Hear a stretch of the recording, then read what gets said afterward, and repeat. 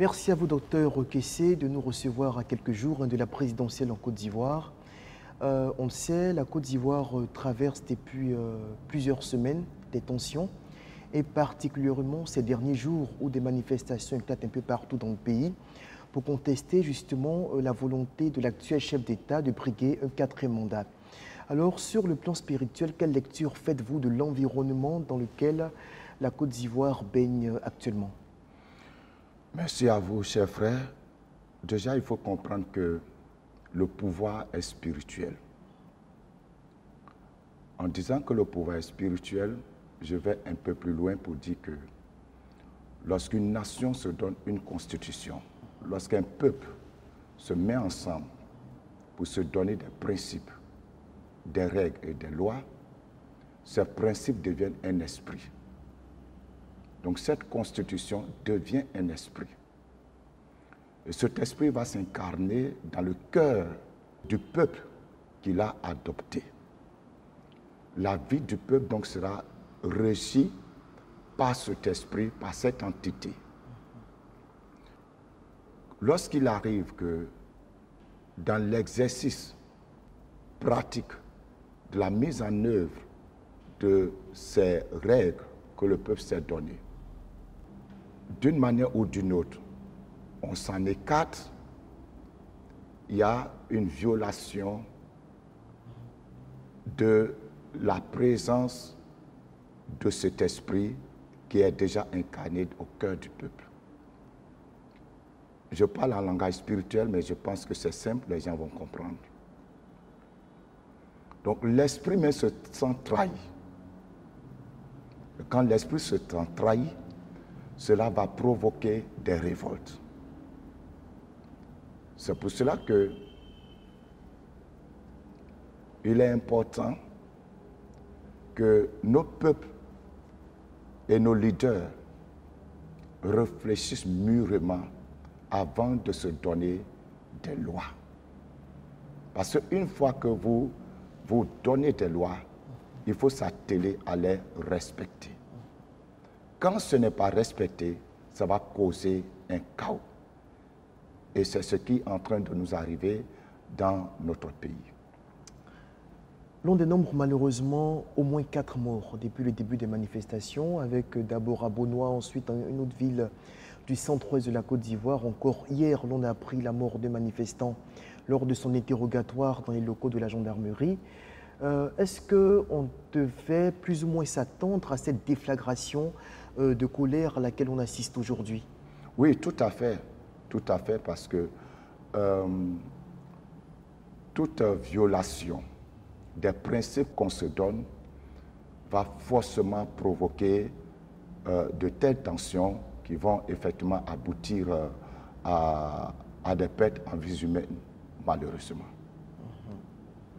Très bien. Alors, aujourd'hui, les Ivoiriens sont inquiets. Vous le savez, cela transparaît dans les commentaires sur les réseaux sociaux, dans les conversations. On apprend même que certains envisagent même de quitter le pays, pour ne pas dire que c'est déjà fait dans certains cas. La peur semble à nouveau s'emparer de la conscience nationale, comme en 2010, comme en 2000, comme en 2020 également, où de façon récurrente, les élections sont précédées par des tensions, précédées ou suivies par des violences post- ou préélectorales. Aujourd'hui, en tant que prophète de l'Éternel, que pouvez-vous dire à vos compatriotes? Est-ce qu'ils ont des raisons de rester dans l'inquiétude? Oui, d'abord, humainement parlant, il y a de quoi avoir peur. Parce que nous avons en mémoire les différentes blessures du passé qui ne sont pas encore guéries. Et quand on se retrouve donc en face de telles situations, on se rappelle déjà des premiers événements et des dégâts qui ont été causés. Surtout que nous voyons les prémices de ce qui est en train d'arriver. Donc les gens ont raison effectivement d'avoir peur. Maintenant, lorsque nous prenons la chose sur le plan spirituel, nous, en tant que serviteurs de Dieu, nous savons que Dieu a un programme pour la Côte d'Ivoire. Dieu a un projet pour notre nation et que même si aujourd'hui nous voyons que le vent est en train de souffler. Nous sommes convaincus que ce vent-là souffle pour le bien de la nation. Peu importe ce qui va se produire, mais la finalité sera la manifestation du plan divin, des desseins divins pour notre pays. Donc, nous dirons au peuple ivoirien de rester confiant et surtout d'avoir les regards fixés sur le Seigneur parce que Jésus-Christ est dans la barque. Est-ce que vous rejoignez cette classe de prophètes qui estiment, sinon qui annonce qu'il n'y aura rien en termes de troubles majeurs et que ce à quoi on assiste aujourd'hui, ce ne sont que des échauffourées mineures qui vont passer? Déjà, la mort de 3 à 4 personnes, c'est déjà majeur pour moi. Parce que vous savez, parmi toutes ces personnes qui sont tombées, nous ne savons pas dans le monde spirituel, dans le plan de Dieu, ce que ces personnes-là allaient réaliser sur terre. Donc, la perte d'une personne est déjà majeure. Mais pour répondre plus précisément à votre question, de mon point de vue, je crois qu'il y a encore d'autres choses que nous voulons craindre plus que ce que nous venons de voir. Et c'est pour cela que nous, durant des années, nous avons pris le temps vraiment de crier à Dieu, de parler au cœur du peuple ivoirien, de parler au cœur des politiciens, parce que les mêmes causes vont produire les mêmes effets. Quelque chose qu'on observe également dans le milieu prophétique par ces temps de crise que nous connaissons, c'est qu'il y a deux classes de prophètes, vraiment deux camps. Vous n'êtes certainement autant informés que nous. Il y a ceux qu'on pourrait qualifier de fatalistes, ceux qui annoncent véritablement un désastre qui devrait s'abattre sur la nation avec même des prédictions sensiblement apocalyptiques. Et il y en a d'autres qui sont beaucoup plus sereins, beaucoup plus optimistes et qui refusent de céder au scepticisme. Comment comprendre justement cet écart d'interprétation de la volonté divine?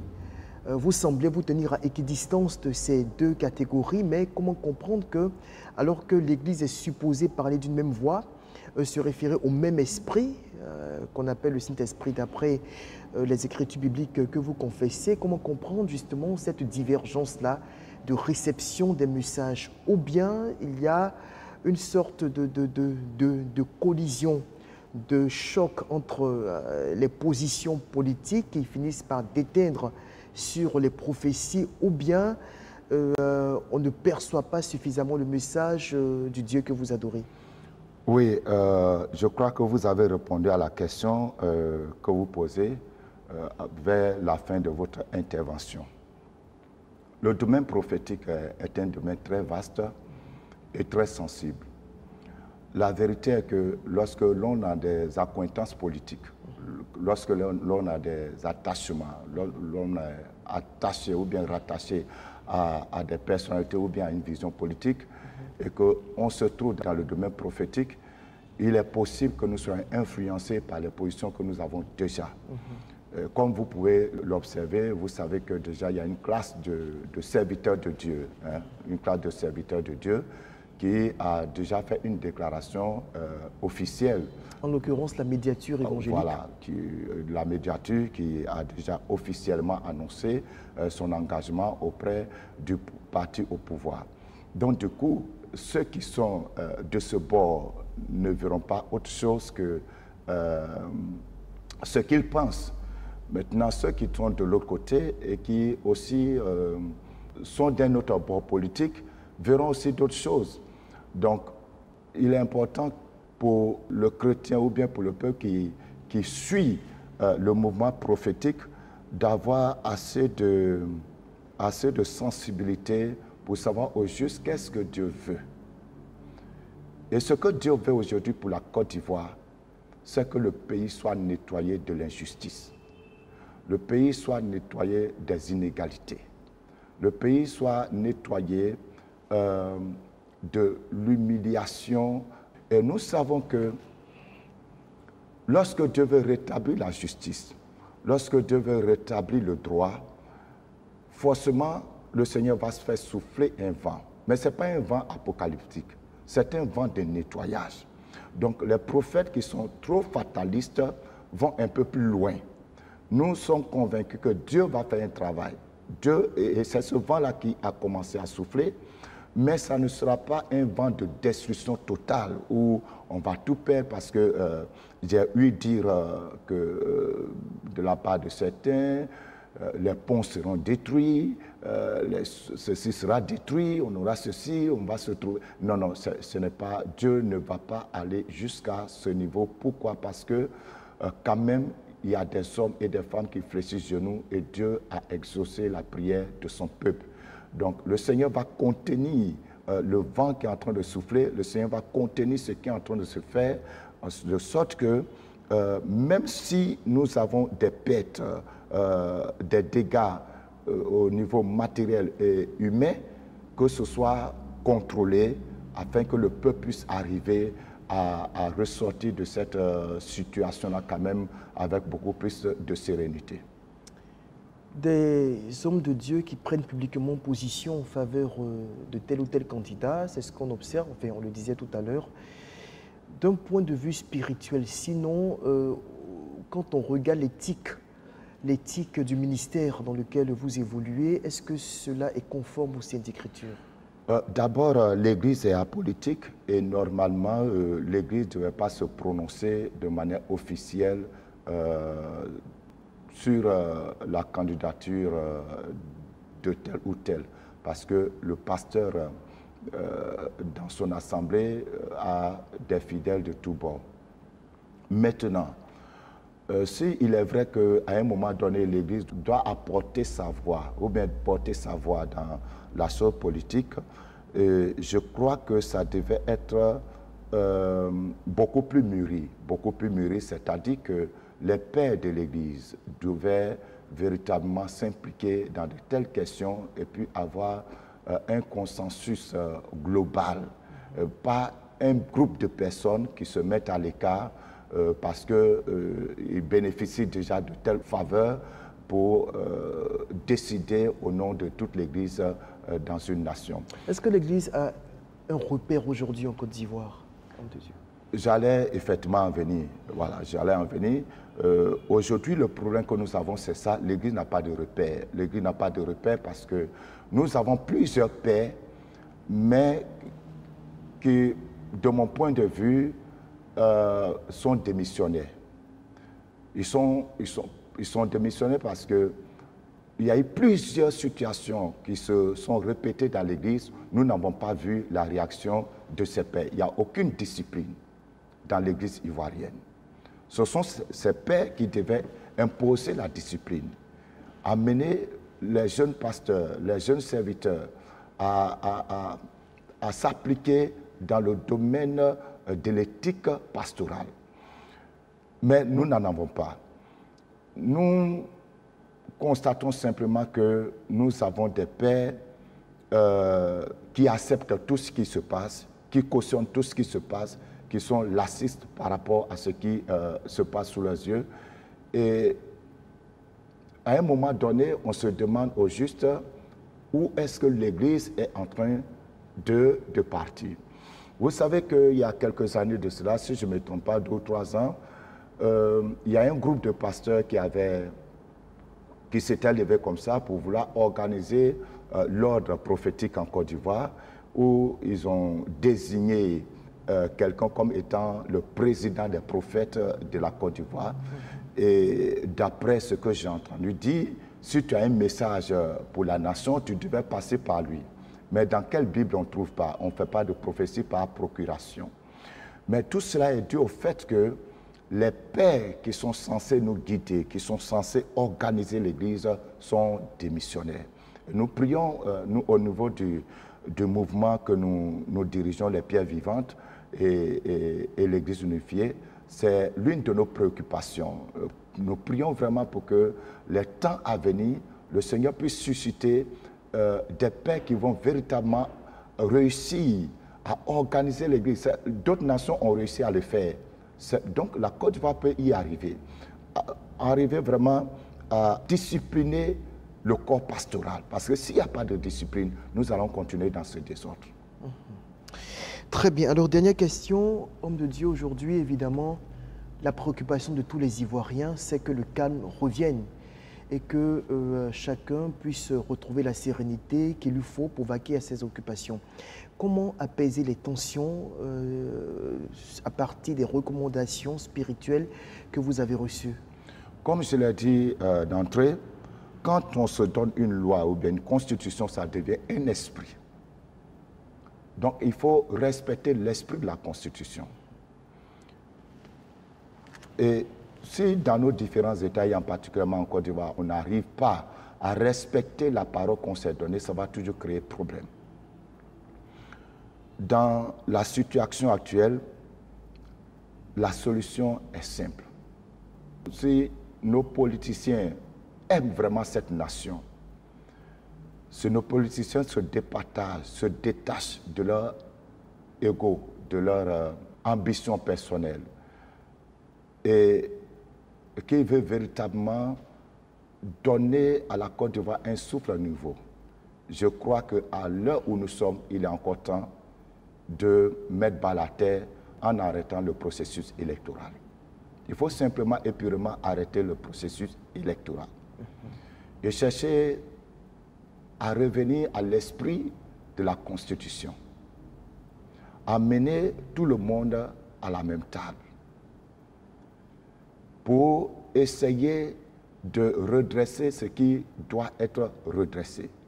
Cela va sauver la situation et va sauver beaucoup de vies. Mais je vois également que cette situation que nous vivons, elle est bienvenue. Elle est bienvenue parce que ça révèle l'état de cœur. Ça révèle qui est qui dans cette nation. Ça révèle les pensées les plus profondes des uns et des autres. À travers tout ce que nous sommes en train de vivre, les cœurs se dévoilent. Les choses cachées sont en train d'être mises à nu. Le pays est en train de reconnaître ses véritables fils, ses véritables filles. Donc, nous bénissons le Seigneur. Nous bénissons le Seigneur de ce que nous croyons qu'à la fin, si les hommes ne font pas ce qu'ils doivent faire pour que le calme revienne, Dieu est déjà au contrôle et Dieu va imposer sa volonté à tout le monde. Et ça peut se faire d'une manière violente, d'une manière que les gens ne vont pas forcément aimer. Très bien, homme de Dieu. Merci à vous. Un dernier mot peut-être? Mon dernier mot déjà, c'est de vous dire merci de nous avoir reçus. Et je voudrais dire aux Ivoiriens, d'abord aux chrétiens, le temps n'est pas au bavardage. Le temps est à la prière. Je sais que certains vont dire, mais on a beaucoup prié, on a beaucoup jeûné. Oui, il faut continuer à prier. Il faut continuer à jeûner. Il faut continuer à crier à Dieu. Il faut continuer à chercher à entendre la voix de Dieu pour savoir quelles sont les stratégies à adopter pour pouvoir mettre fin à cette situation que nous vivons. Parce que, comme vous devez le savoir, le combat est d'abord spirituel. Ce sont des entités qui sont en jeu, ce sont des puissances qui sont en train de se battre. Il y a une confrontation entre le monde d'en bas et le monde d'en haut.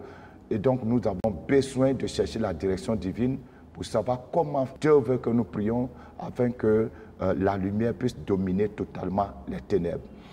Aux politiciens, je vais demander aux uns aux autres d'être lucides. Il faut que les gens soient lucides et que les gens soient vrais avec eux-mêmes en se regardant dans le miroir. Est-ce que ce que je suis en train de faire, ça profite à mon peuple? Ou bien c'est vraiment de l'orgueil personnel, c'est de l'avidité personnelle que je suis en train de poursuivre? Alors si c'est de l'avidité personnelle ou bien l'orgueil personnel, le politicien doit comprendre que la fin ne sera pas bonne. À toute la classe de la société civile, je voudrais également dire de ne pas tomber dans les émotions. Il faut que chacun mesure les actes qu'il pose. Parce que tout ce que nous faisons aujourd'hui, nous allons récolter demain. Merci. Merci, homme de Dieu. Shalom. Shalom.